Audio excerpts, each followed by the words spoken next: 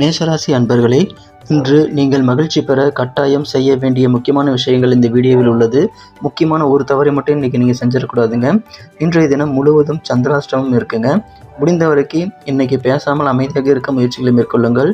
இடமாற்றம் செய்ய யோசிப்பீங்க. கோபத்தை விட்டொழிக்க அல்லது அதை கட்டுப்படுத்த இன்றைய தினம் அதிகமாக முயற்சிகளை மேற்கொள்ள வேண்டும்.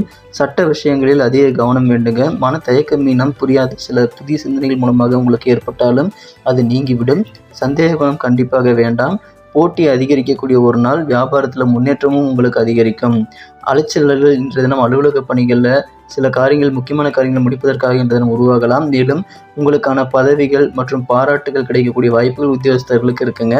குடும்ப வாழ்க்கையை பொறுத்த வரைக்கும் நீங்கள் மற்ற விஷயங்களில் இன்றைக்கி தலையிடாமல் இருக்கிறது நல்லது.